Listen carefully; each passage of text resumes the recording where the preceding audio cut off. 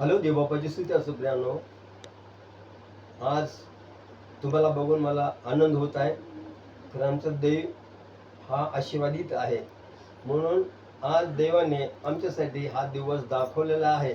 विलाप गीत मध्ये म्हटलेलं आहे की आम्ही भस्म झालो नाही, हे त्याची दया आहे. आज त्याच्या कृपेमध्ये, त्याच्या दयामध्ये आम्ही चालत आहोत. परंतु अजून एक भर घालायचा असलेला तर आम्ही एक वचन वाचूया. त्या वचनाच्या द्वारे अजून भरपूर आशीर्वाद आम्हाला मिळणार आहेत प्रियानो.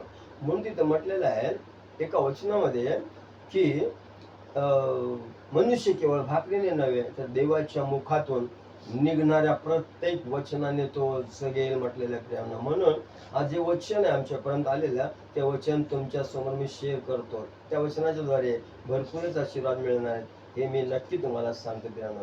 तर आम्ही काढूया यावेळेस निर्गमच्या पुस्तक मधून 23वा अध्याय आणि 25 वचनामध्ये काय लिहिलेलं आहे मी पाहणार आहोत. तिथं असं लिहिलेलं आहे की तो आपला देव परमेश्वर याची सेवा करावी, म्हणजे तो तुझं अन्न पाण्याला बरकत देईल. मी तुझ्यामधून रोगराई दूर करेल. हालेलुया. देवबापाची असो. या वचनामध्ये, या एका वचनामध्ये 2 आशीर्वाद दडलेले आहेत. येशूला माहित आहे, देवाला माहित आहे की आमची काळजी काय आहे, आम्हाला अन्न पाणी कशा पद्धतीनं पुरवलं जात आहे. तर तो आमची प्रथम परमेश्वर देवबाप आमच्या किचन रूम मध्ये प्रवेश करतो आणि तो बघतो की काय काय कमतरता आहे. म्हणून तिथं म्हटलेलं आहे तर संपूर्ण भरून देतो, आशीर्वाद देतो. अशा पद्धतीने मी जर बघायला गेला तर तो तुझा अन्न पाण्याला बरकत देईल असं म्हटलेलं आहे. अनेक लोकांना बरकत नाही का, तर त्याची उपासना लोक करत नाहीत, त्याची प्रार्थना लोक करत नाहीत, बायबल वाचत नाहीत.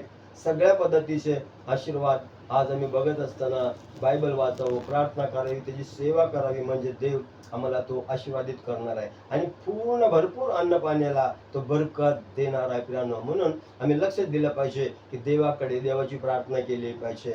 हालेलुया. देवाला धन्यवाद. आणि त्याच वचनामध्ये आम्ही जर बघतो तर दुसऱ्या ओळीमध्ये आणि तिथं म्हटलेलं आहे की मी तुझ्यामधून रोगराई दूर करेल. आज देवाला काळजी आहे. आज रोगराई जी आहे ना, ती संपूर्ण तो काय करतो, आमच्या जीवनातून दूर करतो. रोगराई भयंकर काय काय गोष्टी आहेत त्याच्यामध्ये, तर ते बी आम्ही काय केलं पाहिजे, देवाची उपासना केली पाहिजे. तो अन्न पाण्याला तर बरकत देईलच, परंतु रोगराई जे असते आमच्या मनामध्ये, आमच्या शरीरामध्ये, ते सर्व रोग तो दूर करणार आहे प्रियानो. म्हणून देवबाप तो काय करतो, आम्हाला तो आशीर्वादित करतो प्रियानो. आम्हाला बघायचं आहे की एका याच्यामध्ये आम्ही बघतो, बायबलमध्ये एक दुसरा दिलेलं आहे की 5 भाकरी 2 मासे 5,000 लोकांना जीव घातले. किती मोठा चमत्कार आम्ही बघतो प्रियानो. म्हणून देवाला आम्ही धन्यवाद दिला पाहिजे की अशा प्रकारचा प्रभू येशू आमच्या जीवनामध्ये येतो आणि तो आमची काळजी घेतो प्रियानो. म्हणून या दिवसामध्ये आम्ही लक्षात ठेवलं पाहिजे की आम्ही त्याची उपासना केली पाहिजे, भक्ती केली पाहिजे, प्रार्थना केली पाहिजे, बायबल वाचलं पाहिजे, उपास केले पाहिजेत.